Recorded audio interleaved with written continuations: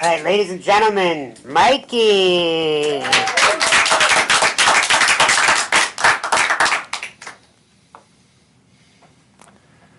I'm on vacation with my mom in the outback of Australia about 5 years ago. And when we were there, we saw this outdoor Australian barbecue restaurant and decided to get a bite. And while we were eating, the owner of the restaurant comes up to us, sits down at the table, and he tells me something that I'll never forget. He said, "My father always told me there's only two kinds of people in the world. There's the kind that charge your battery, and there's the kind that drain it." He said, "You folks, you charge my battery." Now, batteries are important. Trust me, I know. But we all have batteries inside every one of us. And when those batteries are full, we are powerful, we are confident, we are fearless. But as you know, life can often be a series of struggles. And over time, those struggles can wear us down and start to drain our battery. And when the battery gets low, we lose our motivation. We start to doubt ourselves, maybe even question our worth. And I know because that's exactly what happened to me. See, when I was a little boy, my battery was full. I was unstoppable. I drove my parents nuts because they could never keep track of me. I was a king of the playground. I had the cutest little blonde girlfriend. I couldn't wait to grow up. I thought I had it all. And then I had that unimaginable conversation with my mom. And I'll never forget, I came home from school one day and I asked her, "Why does my legs feel like they have weights on them when I run?" And she sat me down in the living room and she said, "I have some news. And it's not very good." She explained that I had this rare muscle disease and that over time my muscles were going to get weaker and weaker. And eventually I'd be in a wheelchair. And the doctor said I might not live past my early 20s. Raise your hand if you've ever had a similar unimaginable conversation or you discovered something in your life that would forever change it. That's happened to all of us. I didn't really know what it meant at 6 years old, but as I was no longer excited for my future, my battery began to drain. And school wasn't the same either. It wasn't a fun place for me anymore. Kids were cruel. They were downright mean. I remember one day when I was 10, I'm running after my friend, and I'm giving it everything I had, and I'm chasing him playing tag, and in the middle of it, he turns around and starts running backwards and starts saying, "Come on, Mike, get me. Come and catch me." You know, I loved playing tag. I loved playing sports, even if I wasn't very good, but as of 10 years old, those days were behind me. My battery kept draining. And when I was 15, I was finally legally old enough to ride a moped. Now, I could barely stand, and I could barely keep this thing up, but when I rode this moped, I was flying. I was free. I was not disabled for those moments. But not long after I started to ride, my moped days were over. My battery kept draining. And my mom was always trying to introduce me to other kids with my disability, hoping that it would inspire me or that I would just make some good friendships. But what she didn't realize that when she took me to this camp, it was the scariest thing I'd ever done, because here I was, face to face with my future. I mean, these kids were dying, and I knew that I was next. You know, life was a tease. Everything that I loved was getting taken from me. And if it was only going to get worse, then why go on? What's the point? Maybe there was a moment in your life where you thought, hey, what's the point? Why bother? Well, as things got worse, they also got better. I went into the chair full time at 18 years old, and I drowned out my life over the next 6 years with drugs and alcohol, just I was broken. I was lost, and I was hopeless. But then the most incredible thing happened to me in my life, and I met the Energizer Bunny of battery chargers. I met a man by the name of Bob, and Bob was paralyzed, and he wasn't the first paralyzed man that I would have met, but he changed my life with one sentence. When I asked him how he became paralyzed, he said, "I stole my parents' credit card." And I asked him, "Did they break your back?" And he said, no. But I did steal my parents' credit card to book a trip to Hawaii to go surfing. And the first time I jumped in the ocean, I broke my neck, paralyzed right there in the water, floating. And I didn't know what I would do in that situation, so I asked him what he did after that. And he said, "I flew back to Hawaii. I lived in the jungles of Hilo for 30 years by myself. And it was the time of my life." Here I was, feeling very sorry for myself, thinking, I can't do anything because of my body. I lived 24 years thinking my body was stopping me, only to discover a man who was weaker than me in so many ways, and he couldn't feel anything from the chest down. He goes and lives in the most inhospitable place for a normal human, let alone somebody in a wheelchair with dirt roads and no wheelchair access. Well, needless to say, my battery was fully charged. And I was so excited for the first time in 24 years. I ran back to my parents. I said, "Mom and Dad, I have a new will to live. I want to live my dream. I want to go to California. I want to live that dream. I want to be independent. I want to be a man. Will you help me?" And they both looked at each other. Both looked at me and they said, "Absolutely not." And that'll happen in life sometimes, where you'll want something so bad, and sometimes there won't be anybody there to help you. And you got to ask yourself, how badly do you want it? Well, I wanted it bad, so I figured, let me crowdfund it. Let me build a website, let me put a donate button, put a video, and ask for help. And what I didn't realize is my video was charging people's batteries. And they charged my battery right back by giving me money for my road trip. I packed my van, my specially modified car, so I could drive cross country. And do you mind if I brag real quick and tell you about some of the things that I've done that I'm proud of? Well, I went cross country. I got an apartment. I have been living in California for 8 years independently. I have partied with Paris Hilton. I have played at the Playboy Mansion. And I am the world record holder for the highest skydive by a disabled person. I accomplished all of my dreams and more, but it was work, and I had to sacrifice a lot of comforts. I had to give up home-cooked meals, my mom doing my laundry, making my bed, and sometimes I went to sleep without any food, slept on the floor because there was nobody to transfer me. First time I went to the bathroom, well, it was in a plastic bag because nobody was around. But you know what? It was the best shit of my life. It was on my terms. And I want to ask you guys, what are you doing with your battery? Who is in your life? Are there people charging your battery? Are there people draining your battery? What are you willing to sacrifice? What are you willing to give up to live your dreams, to live a life that you deserve to live? I don't know what's happened to you in your life. I don't know what you've been through. But I know that it's never too late to charge your battery. Like I said, I lived 24 years thinking my body was going to stop me from living, and only to discover that it had absolutely nothing to do with that at all. I had to give up being right about not being good enough. I was too afraid about being wrong about being good enough that I just kept myself in my little safe bubble. And I want to encourage you to take charge of your life and make your life the life that you deserve. My name is MikeyOliveri.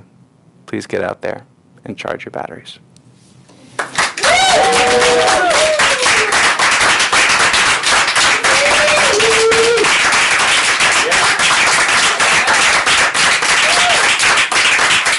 Oh, stop.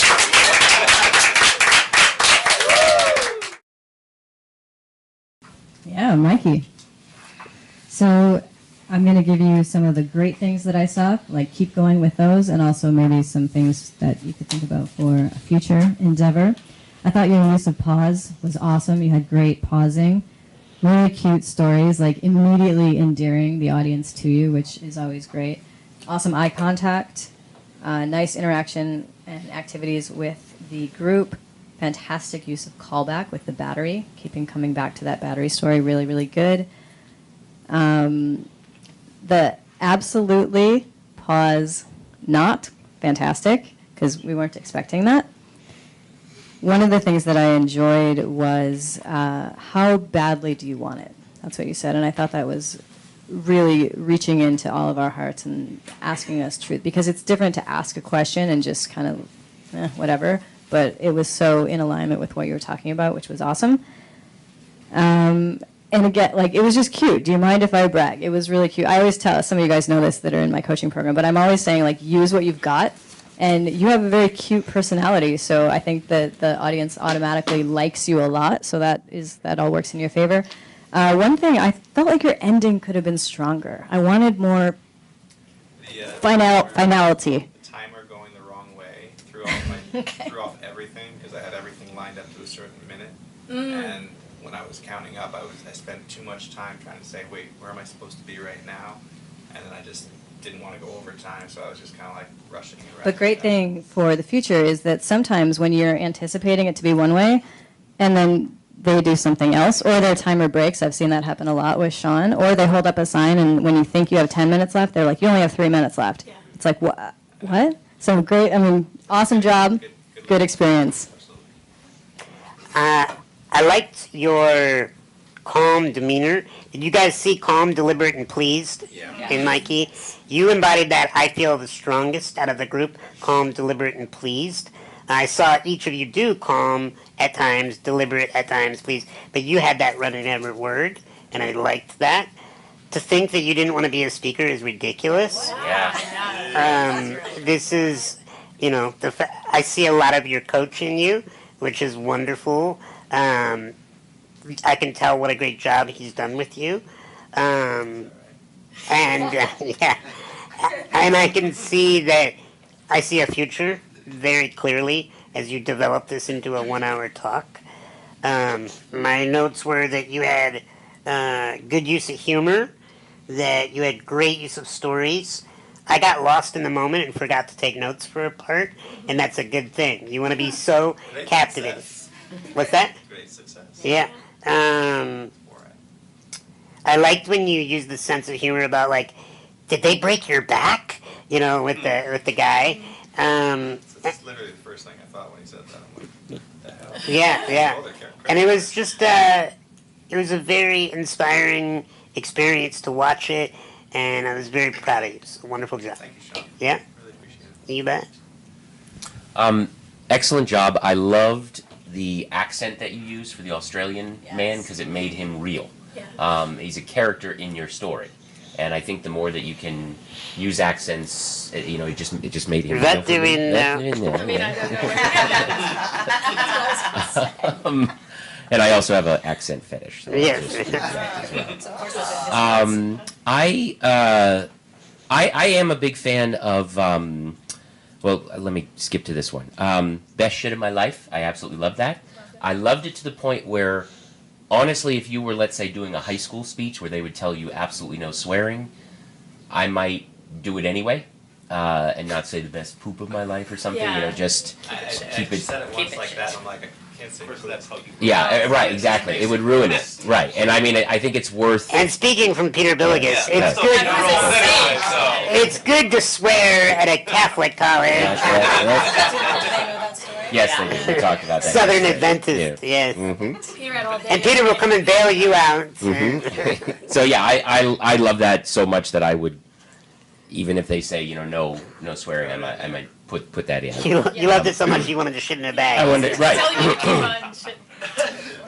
Also, I thought you did a great job, and this is something that you know, there's the speech, but then there's before the speech, and because you went first, and we like technical stuff is like, oh, that's wrong, and oop, change it, you know, that can throw you off or throw a person off, and it didn't throw you off at all, and I thought that was great, and it's not something you plan for, but it does happen, and I thought you did a great job with that as well. I am a big fan. I do use PowerPoint. I'm a big fan of photos. I'm a big fan of, can the photo be a joke? And there may not be, but is there a joke about a joke photo at the Playboy Mansion or a joke photo of Paris Hilton? Hilton? I have a picture of me and Hugh Hefner. And Hugh Hefner, okay. Yeah. Baby photos as well, which will, draw a picture. Which guy has slept with more women?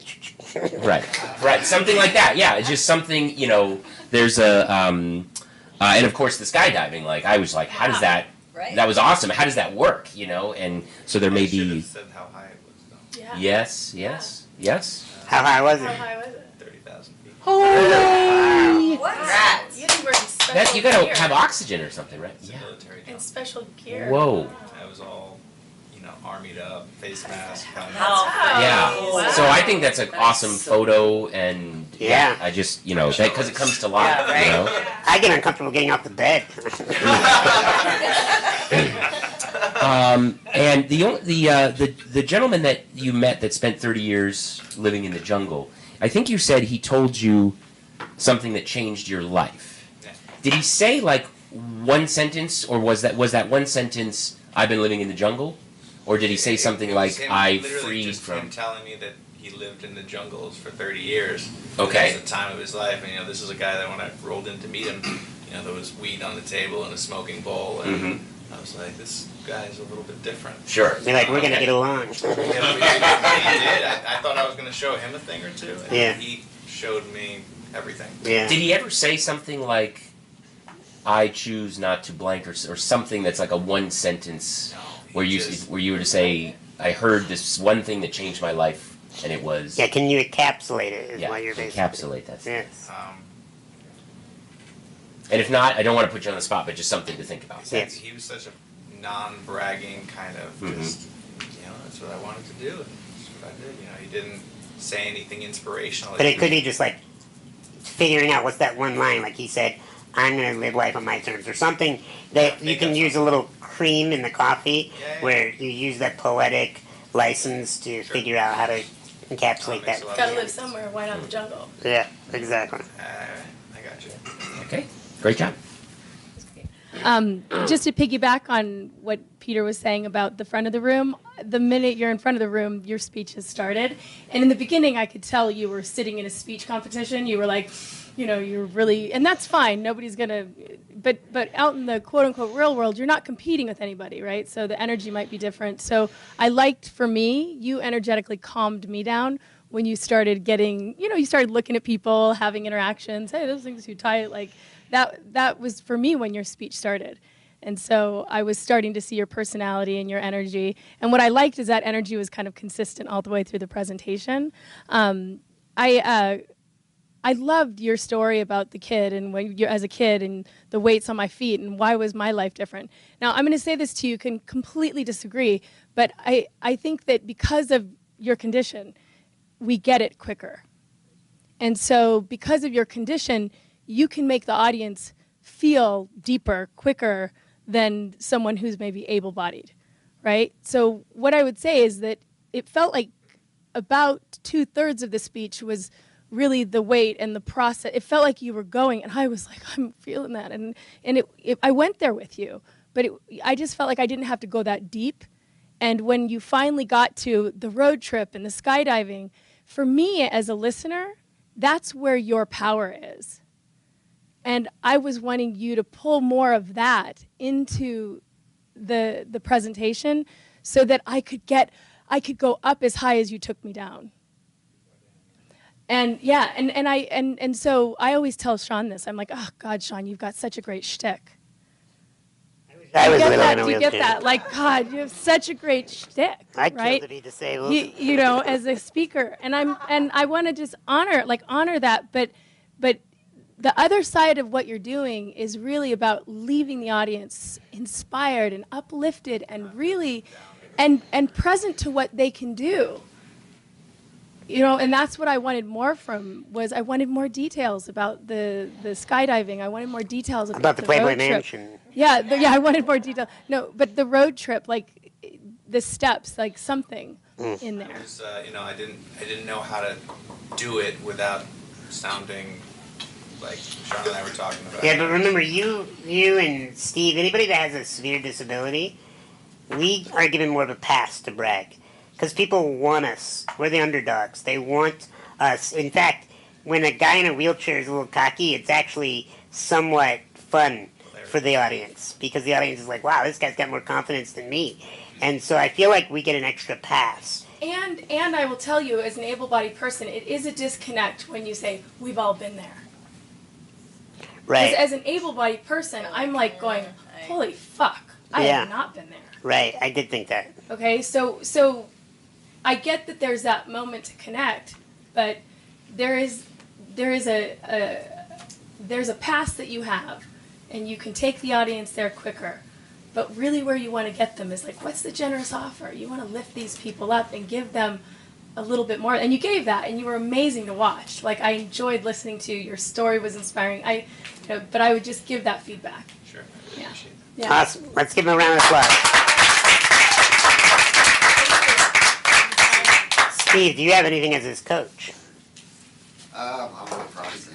That was really good. Best I've seen from all the rehearsal and everything. And one part that he did, one part that you did there that I really liked was when you were being chased. You were actually going through the motion a little bit. Yeah. So even though we're like have a lot of whatever impairment where it can keep us from taking motion on stage, we still can do it, and it's still effective. Yeah. So, and that was very effective. Trying to I play thought a that was little really good. So you were playing that up with running, even though you're sitting in a chair. Yeah. So that was good. Thanks. Really proud of you. Any other feedback from the audience about something Mikey did that you enjoyed or you connected to that we haven't said? It's great. It's very good. All right, awesome. And sorry, one last thing. I just feel like you're such a natural speaker. Pass it down. Yeah. I just feel you're just a natural calming influence in the crowd. So, Yeah. yeah, Yeah. definitely. I appreciate that.